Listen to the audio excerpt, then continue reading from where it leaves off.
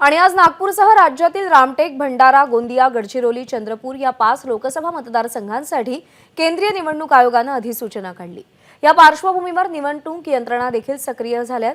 नागपूर शहराच्या सीमेवर जागोजागी पोलिसांनी नाकाबंदी सुरू केली आहे। नागपूर शहरामध्ये येणाऱ्या वाहनांची कसून चौकशी तपासणी केली जाते। या नाकाबंदीचा आढावा घेतलाय तुषार कोहळेंनी। आज नागपूर लोकसभा, रामटेक लोकसभासह विदर्भातील 5 लोकसभा मतदारसंघांसाठी निवडणूक आयोगाने अधिसूचना काढलेली आहे। त्या पार्श्वभूमीवर शहरामध्ये चोख पोलीस बंदोबस्त वाढवण्यात आलेला आहे। सोबतच निवडणूक आयोगांचे भरारी पथक देखील वेगवेगळ्या पॉईंट्सवर वेगवेगळ्या वाहनांची आपल्याला चौकशी करताना दिसत आहे।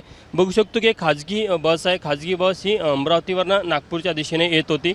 याला वाडी पॉईंटवर थांबवण्यात आलं आणि याची चौकशी केली जाते, कारण की निवडणूक काळामध्ये मोठ्या प्रमाणामध्ये अवैध पद्धतीने पैशाची असेल, निवडणूक साहित्याची असेल, अनेक गोष्टीची तस्करी केली जाते किंवा त्याचा वेगवेगळ्या पद्धतीनं पुरवठा केला जातो।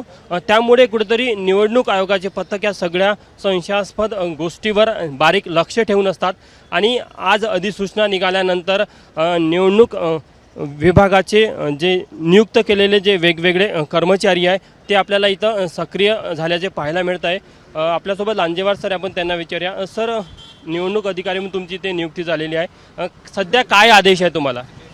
निवडणूक आयोगाच्या अधिसूचनेनुसार आता आमचे आज सकाळपासून 8 वाजतापासूनची कामं सुरू झालेले आहेत आणि आम्हाला सूचना अशा आहेत की संदिग्ध ज्या गाड्या आहेत त्या प्रत्येक तपासणी करून त्यांच्यामध्ये असलेले जे काही संशयास्पद गोष्टी आहेत, जसे अंमली पदार्थ आहेत, कॅश आहे, त्याच्यानंतर काही स्फोटके आहेत आणि अशा पद्धतीच्या ज्या निवडणूक आयोगाने आम्हाला ज्या दिलेल्या सूचना आहेत त्या तपासणी करणे आणि त्यांच्यावर फौजदारी गुन्हे दाखल करणे आणि कारवाई करणे अशा पद्धतीच्या सूचना आहेत। कॅमेरामॅन अतुल हिडेसह तुषार कोहळे, एबीपी माझा, नागपूर।